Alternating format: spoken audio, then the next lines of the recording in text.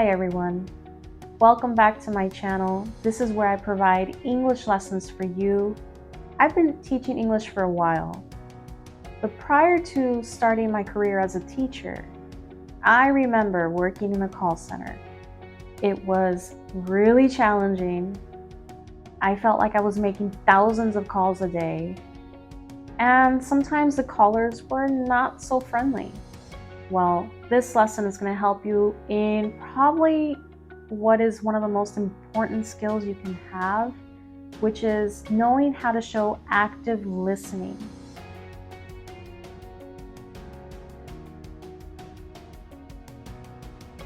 When you look at active versus passive listening, in today's world, it's so easy to just be passively listening at something.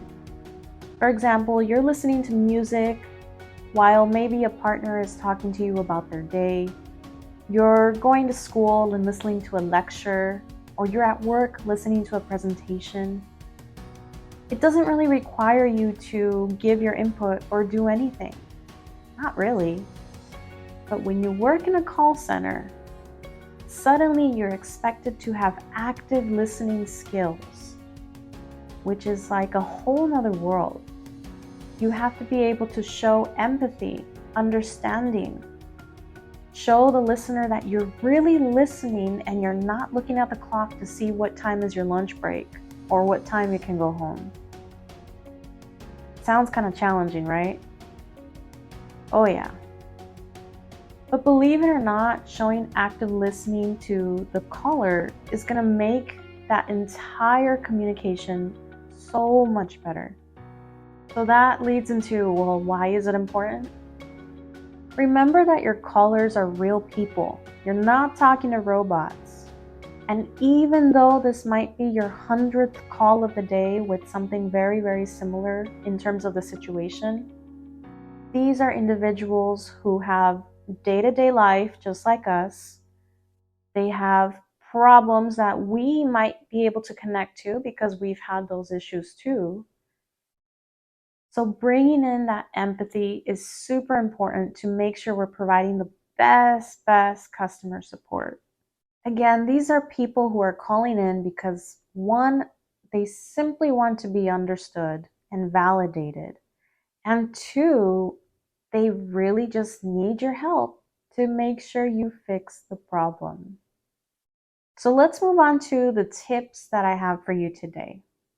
The first one is super obvious. Just listen.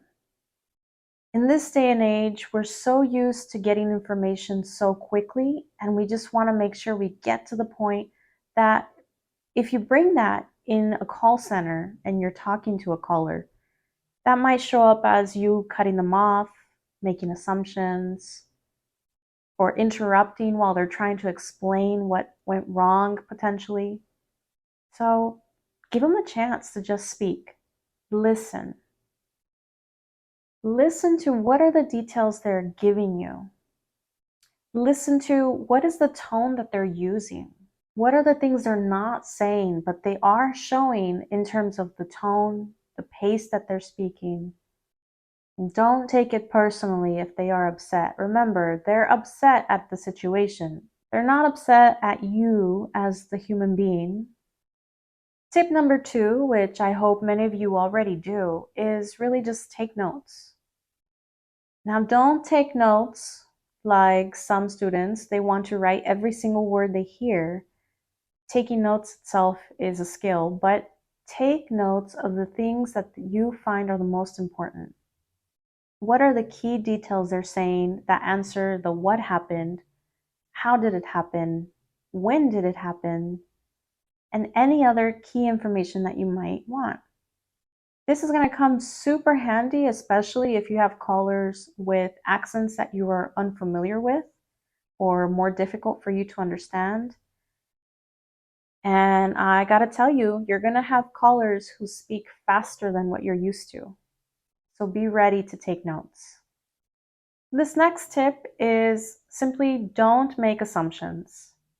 I had to learn this the hard way, and I think a lot of us do, but really don't make assumptions about people just because of maybe their name, their gender, For example, don't assume a person is married and you call them Mrs. versus Miss, especially if it doesn't really even pertain to the situation.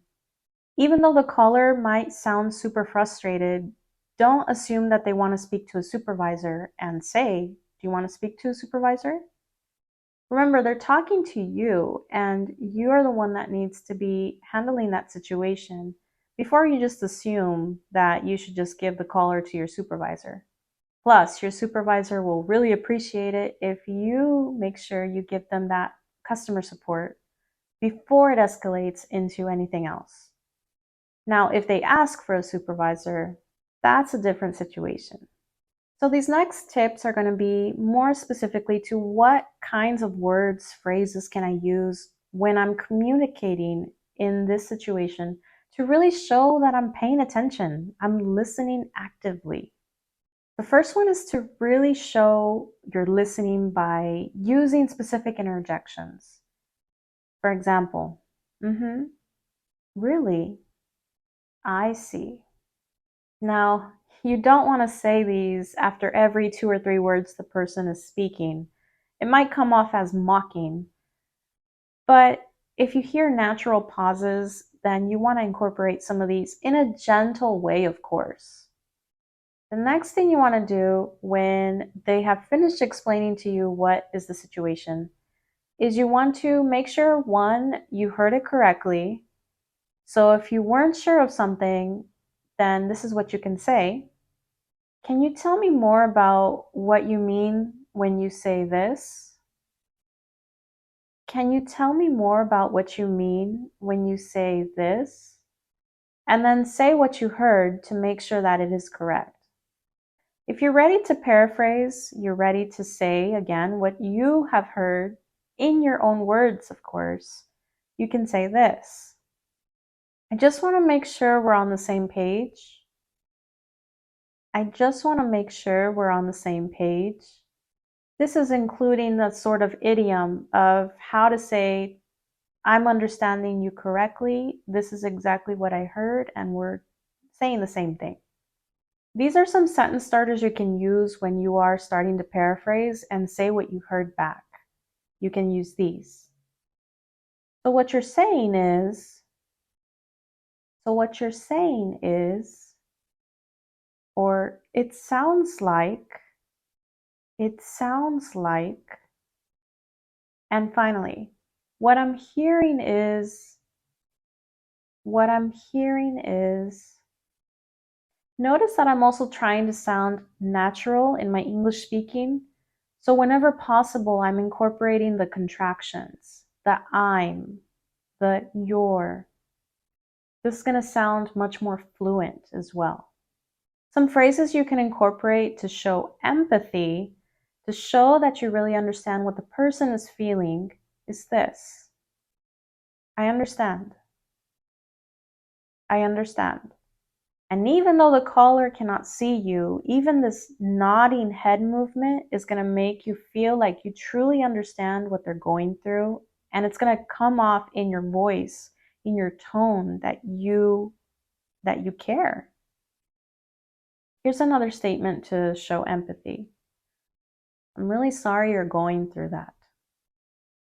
I'm really sorry you're going through that. Or I'm sorry you experienced that. I'm sorry you experienced that. And then, of course, you want to add what you're going to do to make sure that it's fixed. I'm really sorry you experienced that. Let me see what I can do to help you. Let me see what I can do to help you fix that. It's always okay to give follow-up questions. Ask them if they said they made a payment and they didn't say when. You can be specific and give direct questions. What was the date of the payment you made? What was the date of the payment you made? Asking these what questions or how or when questions is making sure you're getting all the correct information and showing that yes, you were listening. Now you're listening for more specific information that maybe they missed the first time. So there you have it, a lesson on active listening. This can be helpful in any situation. I hope that it's helpful for you. Now, if you like these kind of videos, I do have more videos like this on my channel. You can feel free to check them out. Make sure to give them a like, and if you haven't already, subscribe. Show me that support by subscribing to this channel, and make sure those notifications are on. You'll be the first to know when I come out with a new lesson for you. Let me know your thoughts. Write down in the comment section below, and if you'd like to connect on social media, read the description box. I have more information for you. I look forward to hearing from you. Until next time, take care.